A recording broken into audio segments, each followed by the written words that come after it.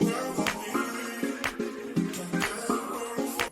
our next guest is a friend of mine. She's been on also thousands of stages all across the country. She's a powerhouse, dynamic woman, businesswoman, and I'm just going to let her go ahead and share what she's going to talk about today. But welcome to the stage, Marianne Hickman.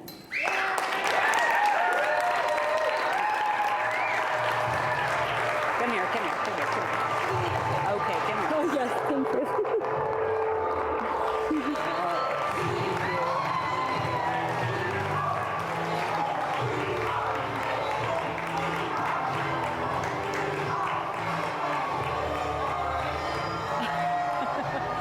How's everyone doing? You gotta match the video. You gotta like outdo the audio in the video. Do it again. So I wanted to get to know everybody here. I am honored to be in this room. Haven't our amazing presenters just done a killer job? I don't know how to match what you've done. Thank you. When Jeff said he would be on my podcast, I might have peed myself a little and kind of excited. Wouldn't be the first time. Am I about to share this story? Oh my gosh. There was one time on one stage, if anyone's nervous about getting on stage, forever put your dreams to bed, because there's not a chance in the world that you will do what I did. I go up on stage and I get all these people going and we're doing jumping jacks. Don't drink a liter of tea before you do this. After having 5 babies. Everything, all of it. Yep, 100%, all the way down to my knees. This is why I wear black pants on stage. And then I went on for 20 more minutes. Yes, Diana. Hoping the audience didn't notice as I'm crossing my legs, like no use. It was done. It was a done deal. So I'm here today to tell you how to make money from stage. Without peeing your pants to do it. I had a question. How many of you are business owners by raise of hand? We got, don't put a bend in the elbow if you love your business. Do me a favor. Okay, good. How many of you have the books? I saw 3 hands earlier. How many of you have a book out? Okay, a couple more. That's awesome. How many of you want more revenue in your business? Don't bend your elbow if you mean it. Okay, this tells me how much revenue you want. So that's what we're here to do. Is anyone interested in doing that? Yeah. Okay, this is where it's at. This is, all these speakers that you've seen come before me, they are all way better than I am. Way better than I am, but what is in common? What did you notice that was in common? Looks like this. They're committed. Okay, they're committed. What else? They ask questions. They ask questions. What else? They give out share. Passion, relentlessness. What else? They're prepared. What else? They had help. Never do it alone, just like Debbie says. And hope, both of those things. They're willing to get on stage and tell a story. I can't compare my story to anybody else's story. My story, if I did, it would easily be not as extraordinary, right? At least that's the judgment if we commit the sin of comparison.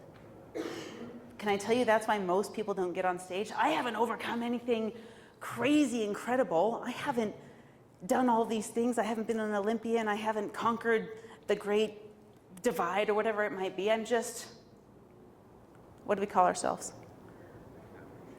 Average, ordinary. I'm just me. I'm going to demonstrate to you why your story is the most extraordinary thing and why your story, Christine, is the only thing that will move your people. There will be people that need your story before anybody else's, or instead of anybody else's. There will be people that vibe with you that nobody else can. Same with you, Splash. So let me ask you, why are you here? Why did you take a Thursday and come here? Because we love Ignition Point. Give them a round of applause, of course. But seriously, like, what did you hope for? What did you come to this event for? Yes, we want to love and support not only this amazing event and ourselves and our goals, but like, what is it that you came here for? If you came and invested your most valuable asset, which is your time, what do you hope to get out of it? Robbie? I want to be a better me How do you know when you'll be a better you? by by being here. Making How do you know change that? Today. I just know it. But how will you measure it? By my goals that I've set. Which one? The dream. Pirate ship. I know about the pirate ship. How can you measure getting close to your pirate ship today? In fact, everyone do this. Put a little box in your notes. I saw all of you taking notes. Grab out your notes. Fresh page is great, yes. Put a little box, like a check box. And I want you to write down what you hope to get out of this day. And make it measurable. I can't get you a pirate ship today. Maybe someone in this room can. What do you hope to get out of today? Get real with yourself and write it down, because everyone's poured into you today, and maybe you've already gotten what you came for, but how will you measure it? How will you know when you're there? Like Jeff said, how will you know when you've accomplished your dream? Do I know what it is? Do I know how close I am? What did you put down? I didn't put that. I didn't know Girl. what the instructions yet. Write it down. What do you want? What do you want to get? What was your name? It's Natalie. Hi, Natalie. Hi. What do you want to get out of today? I want to be inspired How will you know if you're inspired? by the actions I can take afterwards And what's the action? to reach my goal. Okay, we're going to reach our goals. Is anyone smelling really beautiful words right now? Raise your hand if you can smell really beautiful words. I want to be inspired. I want to reach my goals. Raise your hand if this also resonates with you, right? Here's my concern is I don't know how to give that to you, because I want you to have something that I want to measure. How will you know when you're inspired? When I have my house in Italy, When you have your house in Italy? Can you do that today? set that goal. What can you do today? Here's the question. How can you experience a measure of your goal today? Or in other words, what is the next step? Maybe for you, you can go house shopping in Italy for 20 minutes today. Yeah. Is that something you can do? Yeah. Is that what you're here for? No. What are you here for? To make a better life for me and my children. She wants to make a better life. Who's in for that? Yeah. Okay, what does that mean? To have it better than I've had it. How can you do it today? Thank you for letting me pick on you, by the way. Yeah. No, but it helps me build courage to go for my dreams being in a setting like this. Me too. Yeah, because being an entrepreneur is scary and it's lonely many times. Mm-hmm. And I come because it helps give that push that I'm not alone with my crazy dreams. Yeah, and so that's what helps with that. And to reach out to the right mentors and be brave with that. I think many times we think, oh, they're not going to help us. You know, I'm just me, like you said. Yeah. But just having the courage. So actually, I've been texting now one of my mentors that's been willing to just not any cost or anything like that, just because he wants to help. So it sounds to me like you're looking for inspiration to your next step. If I were to ask you for one name, who's the person that you know you need to reach out to before you lay your head to your pillow tonight that you've been putting off? Yeah. Who is it? Ponyo. Ponyo? Yeah. Okay, put it next to your box. Reach out to Ponyo. This is for everybody, by the way. Give her a round of applause. Thank you for letting me take it on me. What else? What else do you want to get out of this while you're here? Because nothing else I say matters unless you get what you came for. Lately, I've been thinking a lot, like I'm so busy in life that it's hard to do what I love doing the most. Does anyone know what busy feels like? Raise your hand if you know what busy. No bend in the elbow if you really know it. Right? Okay. And what I love the most is being a good friend to people and helping them in their endeavors. Like all the boats rise with a rising tide. Right. And that is what I was hoping to get out of today. So how will you know when you've gotten that today? Well, one thing I know is if I can help Griff over there walk from a project walk better from a project we're working on. That's awesome. Or if I can help her, some people I know who are giving away houses in Italy. I've heard of them too. They're giving castles away, by the way. Where my ancestors are from. Okay, so is your one action step to connect? Yeah. Okay, write it down. Put a checkbox next to it. Give it up. Round of applause. And there's a reason I do this. I hope you all have a box that you're looking for, because where your focus goes, your energy flows. You're constantly going to be looking for how to check that box. And I just want you to have one. Just one box before the end of the day. And insist that that box gets checked before you go to bed, because only at that point, when you check the box, do you get the permission to get the next box. You can't have the next box if you don't check the first one. Just yesterday, I was talking to a client of mine, and she said, Marianne, I've been praying about this idea, and I got yeses for 3 weeks, and then I prayed about the idea again, and I got a no. Shocker. I said, if your son asked you to make cheeseburgers for 3 weeks in a row, and you made them every night, and he didn't eat them, would you make cheeseburgers the 4th week in a row? Of course not, because he didn't even eat them. The inspiration you receive, it's for when? Now. Not tomorrow. It's for now. And if you miss taking action on it, you can't get the next step. This is not what I plan to tell you today. Here's what I want to tell you, though. This is my goal. I want to make 100 millionaires. I want the people that I work with to make $1 billion in client revenue. We're at 56 million right now. I'm counting. I want my clients to take 1 million stages. We're at 5,000. I got a long way to go. And my next step was to be here. And maybe help someone get to their next step. That's what I'm hoping for. Can we go back in time for a second? Can we rewind? Imagine 10 years. I'm in charge. I have the microphone, right? It's your event. I'm just here for you. Okay, I'm about to show you a picture I haven't shown anybody before. Be nice.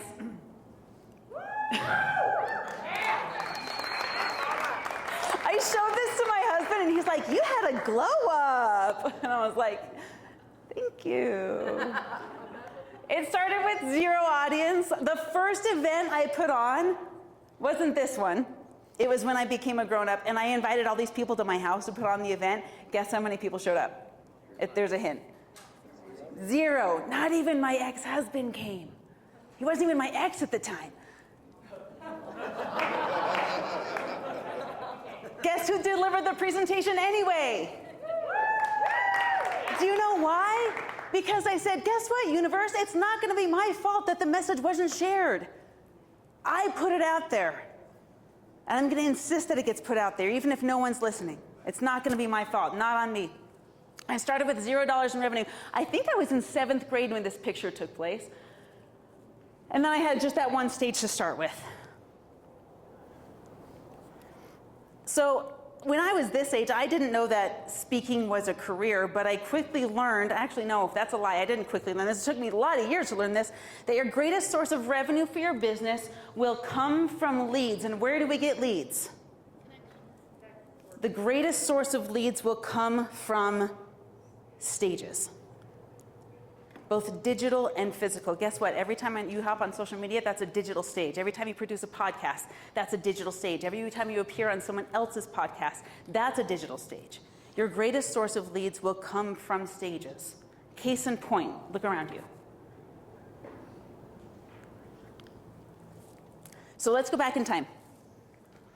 Let's see, what year was it? It was probably 2014, 2015. My husband at the time had been through 11 jobs. Nobody ever cheers for that. He's like, that's pretty much the most jobs anyone can have. It wasn't a bragging point. It meant what for me? Instability. It meant instability. It meant, does anyone know what that feeling is like? The instability, keep your hand up, that pit in your stomach of how are we gonna pay the mortgage, robbing Peter to pay Paul, moving money around business accounts and credit cards so I can get my nails done, which probably should not have been a priority at the time. I remember going up to my room. I was in a rental house at the time. And I had sewn my own quilt on the bed because I saw one in a magazine and I was like, I can't afford an $86 quilt, so I'm gonna make my own. And I sewed this quilt, and I remember the feeling of the threads underneath my fingers as I hit my knees. And I was pissed, and I was exhausted, and I was angry. And I started my negotiation with God.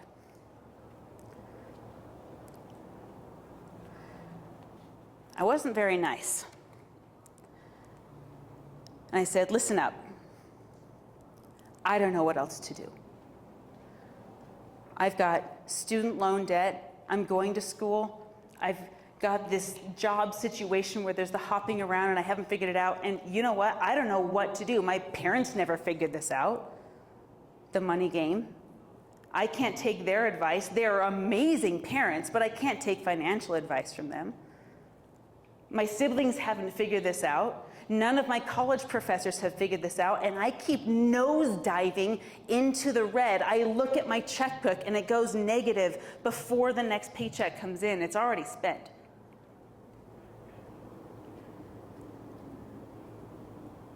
So I said, either you need to put a box of 100 grand on my front porch,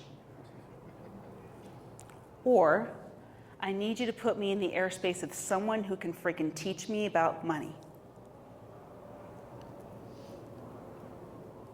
Now, I've met people who had the 100 grand dropped on their front porch, but it's an exceptionally rare case, and it won't be any shock to you that that's not what happened next.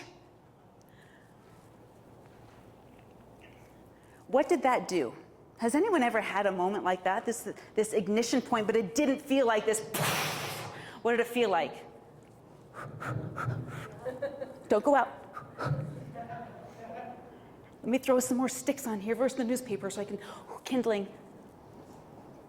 My ignition point didn't feel like a bomb going off. It felt like this small nurturing. Raise your hand if you know what that feels like.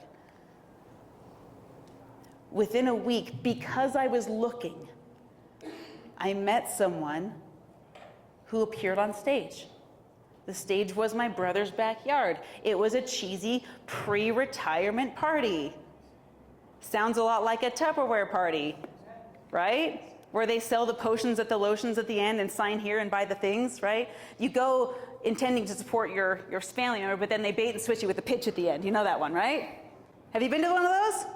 Right? You're like, yeah, that's a fire dancer, but I smell something. And it's not the fire, it smells like pitch. And I listened to that speaker and I said, okay, if this person says that they're a millionaire and they're everything that they claim to be, then that means when they give me their phone number, then I now have proximity to someone who knows more than I do about money. They figured something out, and I will have a millionaire's phone number in my phone. How cool am I now? Right? I called him on it. He gave out his phone number at the end of the presentation, and I called him on it. And I said, hey, listen, friend. Remember, I went toe-to-toe with God, and that's how I treated him. So obviously, I'm capable of being really nice. So I said, listen, this is my situation. I'm on food stamps. I'm also on WIC, you know, where you have to take your kids in and they run blood tests so you can get coupons for food. Super embarrassing. Yeah. I'm also on Bishop Storehouse, where I walk through the aisles, and I don't want people to come to my house because all of my food labels say Bishop Storehouse on them. It's really embarrassing for me. And I'm also on a government heat assistant program where the government pays for my heating and air conditioning so that I can try and feed my family and make something happen. And you're telling me that you can make me into a millionaire. Let's see what you got. Well, I sat down with the sales guy and we went toe to toe, and the sales guy didn't want to sell me anything. I had $25,000 on credit cards that I ran that day.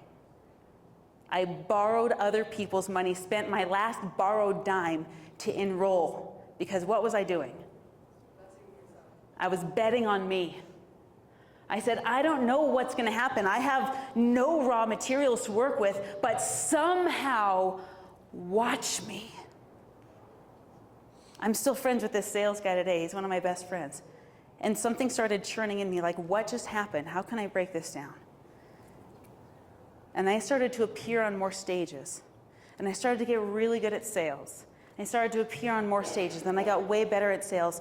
And within a 10-year period, I went from food stamps to financial freedom with a multi-million-dollar portfolio. Thank you. But that's not the point. The point is, how is it done, and more importantly, how is it repeated? And more importantly, how can I shorten the curve for everybody else who maybe is in a better situation than when I started, but how can we be wealthy? Because here's my mission. Can I share with you my mission? Yes. Simon Sinek, thank you. 3 of you said yes. Come cool. Can I share with you my mission? Yes. Simon Sinek says your why comes from your past, and your just cause is the mark you want to leave behind. Your why comes from your past, and your just cause is what you want to leave behind. I'll never forget the moment I was driving right here on I-15. In fact, not a mile from where we're sitting right now. You know where that big overpass is where UVU crosses the freeway? It wasn't built yet, but I was passing under it in my Mazda MPV.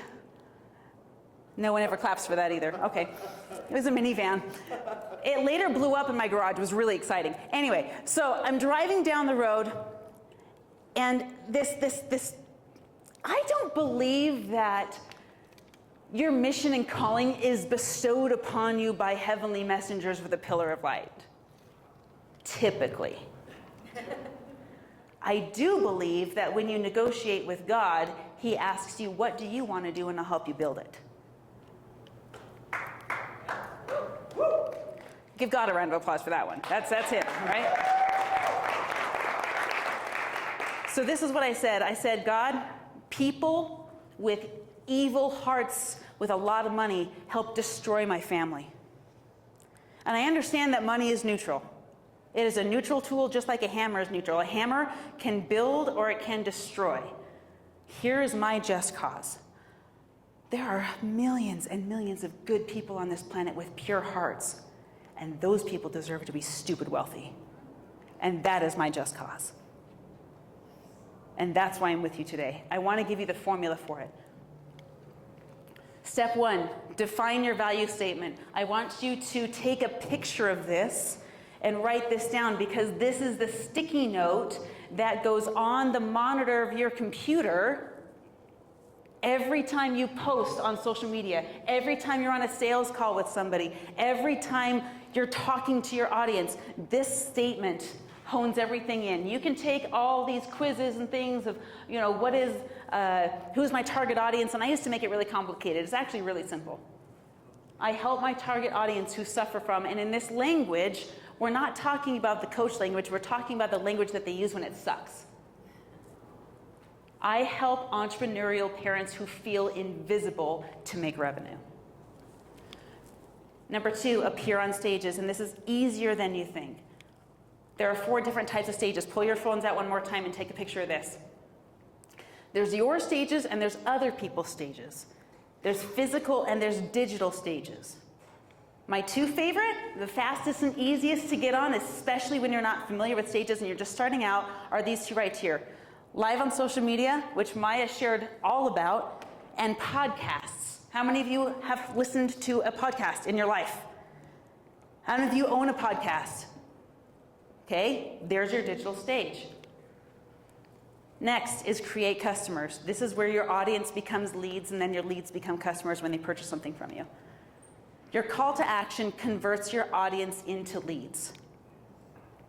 Remember, a confused mind doesn't buy. A confused mind will get confused when you offer more than one thing. So one singular call to action. It could be a giveaway, it could be a follow request, it can be a purchase, it could be a consultation. You've seen many beautiful examples today. I'm going to reiterate this again. If you haven't taken a picture of this slide, do it now. Can I give you a bonus? Yes. Okay, just check it. All right. I want you to take a picture of this too. When you appear on stages, this is the formula for your 10-step signature presentation. You watched it happen over and over and over today. This is the formula for it. This is the formula that is not just informational, but transformational. How many of you have been transformed by being here today? If yes, say yes. Yes. This is the formula. Now, here's what I want to give to you. I know this book right here changes lives. Jeff's other book changes lives. I want you to have a book. There were 6 people that raised their hand when I asked you who has a book, and I want you to have your book. So here's what we're going to do. I want you to get this entire formula. I gave you 3 steps. There are 5. Do you guys want the rest of the 5 steps? Yeah. Can I give it to you in this book? Okay, so pull out your phones. I want you to not take a picture of the slide. I want you to text the words right now. Put this number in your text box. Raise your hand when you got your text open. I know you need both hands to do that, okay? Text the word speak. Just spell it correctly. Could be uppercase, lowercase, whatever. To this number. This book is going to be sent to you. Here's what I also want to do. We're going to write your book in less than an hour. Yes, I've done it before, 4 times this year already. Right? Did we do it, Christine? It was pretty dope. And your book is beautiful, by the way. How many of you want your book in less than an hour? We hop on the phone, we get it organized, we get it put through ChatGPT, we put it formatted. How many of you would love to have that and have your, not just business card, but this is your calling card, your business? You guys want that? Yeah. I would love to do this with you because this is the ignition point for getting paid to be on stages. This is the ignition point. When I can hand you my book instead of my card, what does that mean? Did you see what happened when Jeff gave away his book? Poor guy almost went through the wall.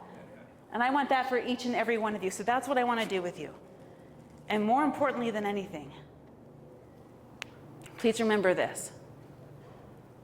Number 1, please don't commit the sin of comparison.